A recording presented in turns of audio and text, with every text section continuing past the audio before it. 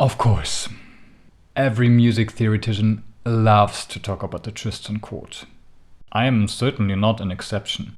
But why would I dedicate my spare time to make a YouTube video when there is already so much material out there?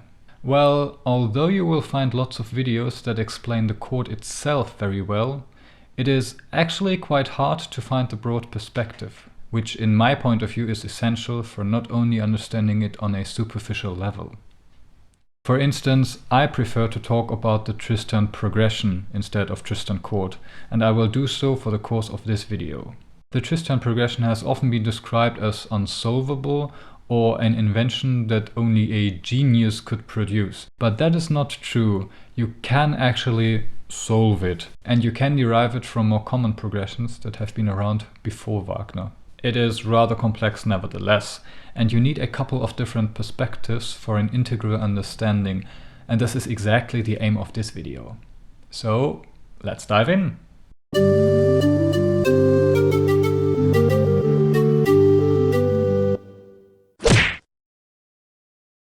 One. What is the Tristan progression actually? We hear a unison cello line jumping up a minor sixth, then sliding down into the famous harmonic progression.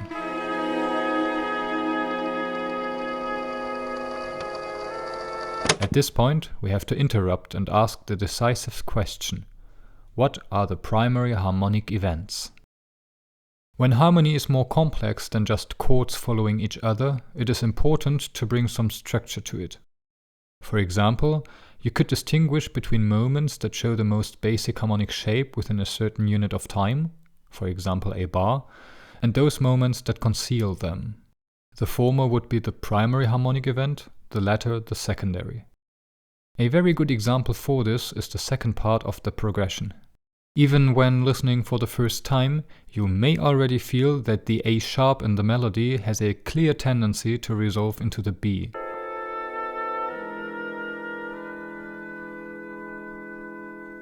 And when you read the chord at this very point, your event is an E7 chord, which of course is the fifth scale degree or dominant 7 chord in the assumed key of A minor. I say assumed because the resolution never happens, which is the reason why you are now bound to listen to 4 more hours of music, but not resolving a chord in the expected way isn't a very special achievement. Wagner does so in other operas as well, and therefore this is not the exciting part of the Tristan progression. The real exciting stuff happens in the bar before.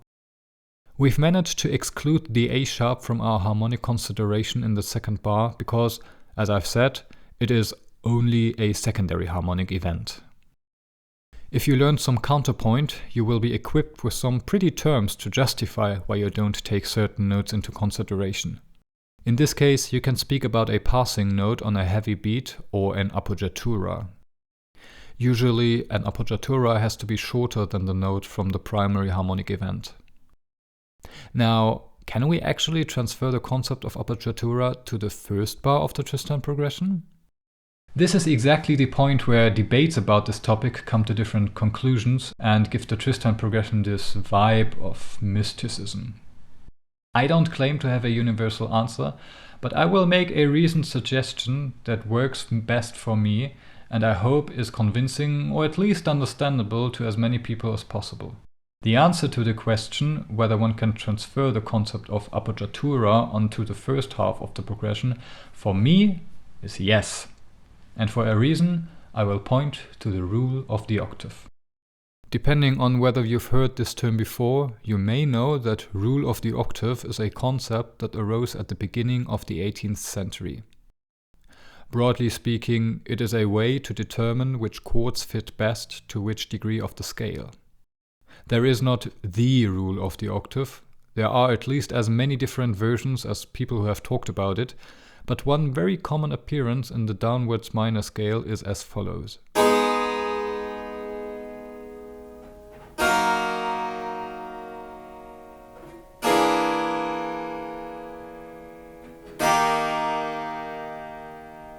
We would call this a French sixth chord nowadays. A French sixth chord is a chord with major third, augmented fourth and augmented sixth, and its typical appearance is on the 6th scale degree of the minor scale, going downwards to the 5th scale degree.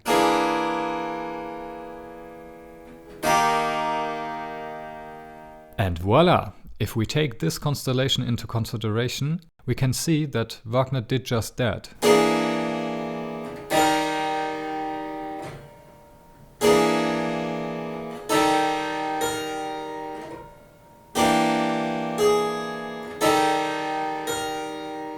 But he disguised it with a chromatic melody line containing two appoggiaturas, out of which the first one really tries to tear our attention in a direction where we perceive it as the main harmonic event. In my view, however, and this is what I've described as the decisive question, the main harmonic event is at the end of the bar. Very short and very light compared to the massive appoggiatura, but still the chord which makes sense in a surrounding of common practice era harmony.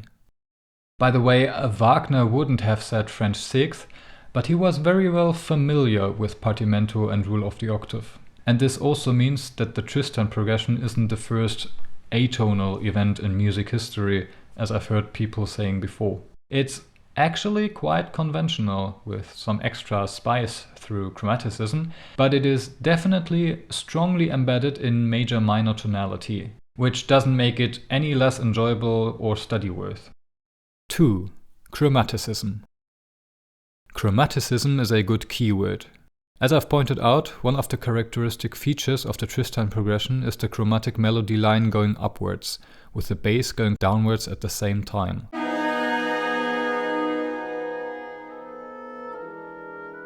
Indeed, the chromatic line from the beginning is continued upwards in the following appearances of the Tristan progression.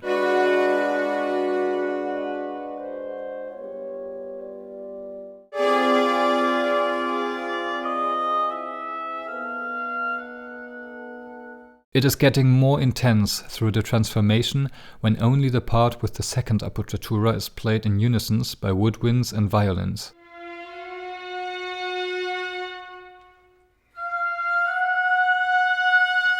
Then everything bursts out, and on this climax, the chromatic line is finally interrupted at the very point where we could have had a resolution to A minor again.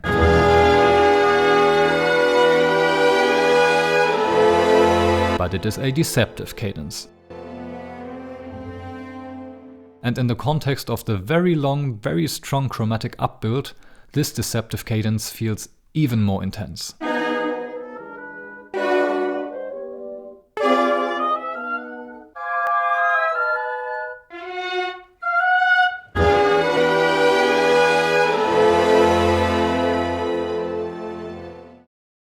In context, not only, but especially of Wagner, chromatic lines going upwards symbolize eroticism. With that in mind, everything that I've just talked about might get one more level of meaning if you decide to listen again.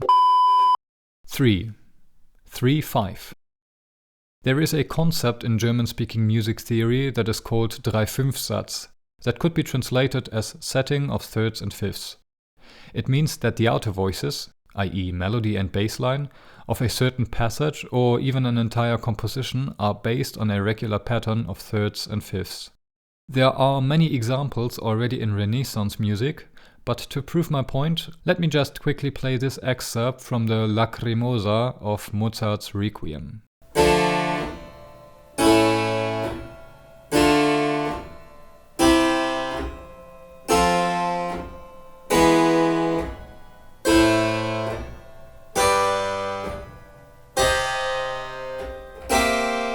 In the beginning of Wagner's Tristan, if we reduce the appoggiatura notes, we have just that, a regular pattern of thirds and fifths. In a more traditional style, the bass would be diatonic, so the second appearance of the Tristan progression would be with A instead of A flat. Such chromatic alterations of the 3-5-Satz have existed in Romantic music even before Wagner's Tristan, for example in this excerpt from Schumann's Im wunderschönen Monat Mai. In meinem Herzen die Liebe aufgegangen. 4. Bellini. Wagner had many things to say about his contemporary composer colleagues, and not the nicest.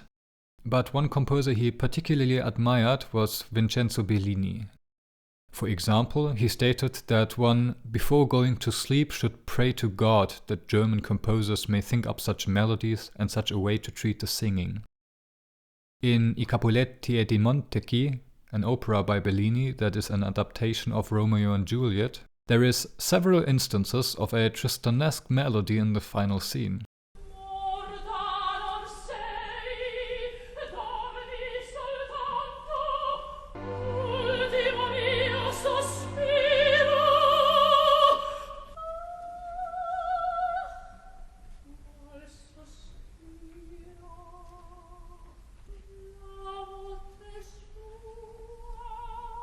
Wagner knew and estimated this opera, as he did with Bellini's more famous opera Norma. Knowing this, you might hear the final scene from Norma with different ears.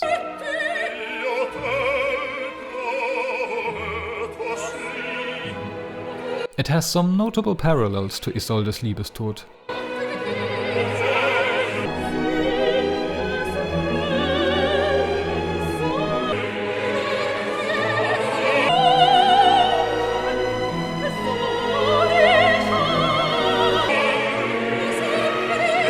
Or rather the other way around, since this was composed about 25 years before Tristan.